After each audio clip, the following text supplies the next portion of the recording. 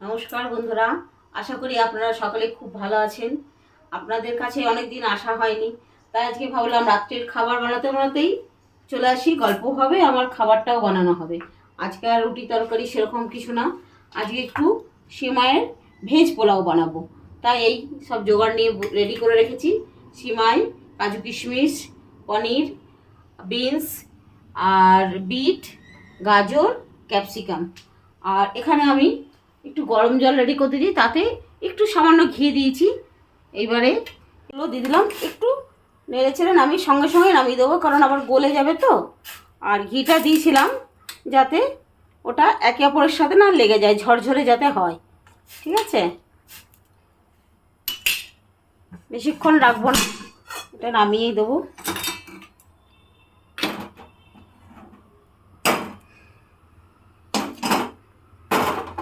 এটা একটু রাখলাম।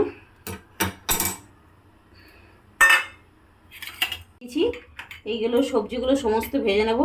তার আগে একটু কাজু বাদামটা হালকা করে একটু ভেজে নেব।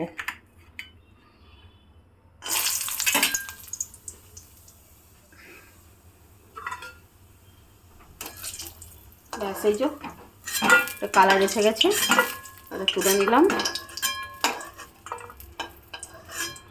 কিশমিশটাও তাই একটু দেবো তেলের মধ্যে, রুটি নেবো।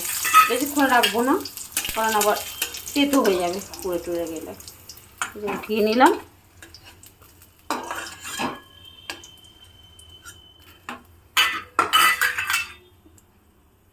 এবারে বিনস, এই সবজিগুলো সব একসঙ্গেই ভাজবো। এমনিতেও সবজি সেভাবে কেউ খেতে চায় না, তাই একটু বেশি করেই সবজিগুলো দিয়েছি, যাতে ওটার সাথে সময়ের সাথে চলে যাবে, খেতেও টেস্টি হবে আর শরীরের মধ্যে যাবে সবজির গুণাবলীগুলো।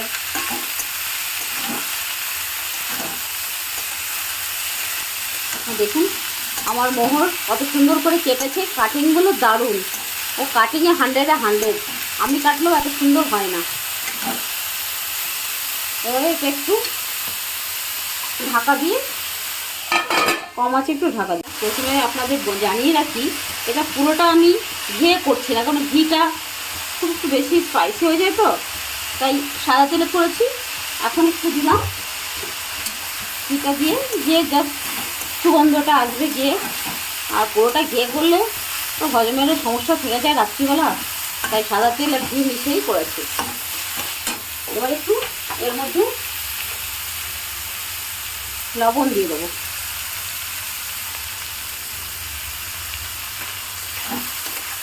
লবণ দিয়ে নাড়াচাড়া করে এটা একদম ধিমে আঁচে দিয়ে রাখবো, যাতে এটা ভাজাও হবে আর সুসিদ্ধ হয়ে যাবে। সবজিগুলো সমস্ত ভাজা হয়ে গেছে। এবারে আলাদা করে আর পনিরটা ভাজলাম না, এতে ঘি দেওয়াই ছিল আগে, তাই এর সবজিগুলোর সাথেই আমি পনিরটাকে ভেজে নিলাম। একটু ধিমে আছে পনিরটা ভেজে নেব। নুন তো দেওয়া আছে, আর নুনেরও দেওয়ার দরকার নেই। এর মধ্যে আপনারা ইচ্ছা করলে ডিম দিতেও পারেন বা পেঁয়াজও দিতে পারেন, কিন্তু আমরা একটু নিরামিষেই করলাম। আর নুন মিষ্টির স্বাদটা নিজস্ব, কেউ যদি নোনতা খেতে চায় সে আর চিনি দেবে না। আর যদি মনে হয় না একটু মিষ্টি হলে ভালো হয়, তখন চিনি দিয়ে খাবেন। পোলাও সাধারণত একটু মিষ্টি মিষ্টি ভালো লাগে, তো নিজস্ব একটা টেস্ট ওয়াইজ করবেন, যে যেমন ভালোবাসেন।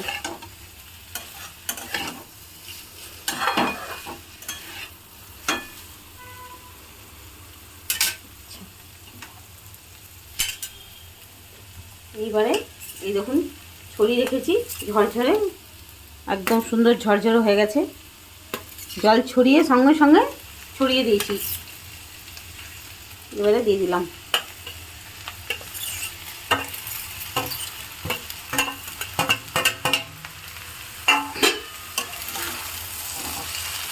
আর এই ভাজাটা একটু কম আছে করলেই ভালো, কারণ নিচে যদি ধরে যায় গন্ধ উঠে যাবে, ধরা ধরা। বেশিরভাগ রাত্রে রুটি তরকারি বা পরোটা এইসবই খাওয়া হয়। তো আজকে এটা আমার প্রায় হয়েই এসেছে, শেষের দিকে বলতে গেলে। এবার একটু আমি চিনি অ্যাড করব।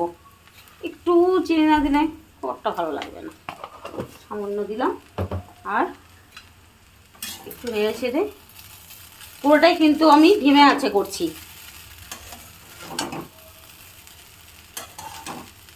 যার জন্য নিচে আমার একটুও লাগেনি, লেগে যাওয়ার সম্ভাবনা থেকেই যায় একটা। এবারে কাজু কিশমিশগুলো দিয়ে দেবো। অনেকে দারচিনিও পছন্দ করে, যারা স্মেলটা দিতে পারেন সাদা তেলে মানে সবার আগে, যেটা সবজিগুলো ঢালার আগে একটু দারচিনি ফোড়নের হিসেবে, তবে দিইনি। ওই যে বললাম রাত্রিবেলায় যতটা সিম্পলের মধ্যে শরীরের কথা মাথায় রেখে খাবারটা বানানো।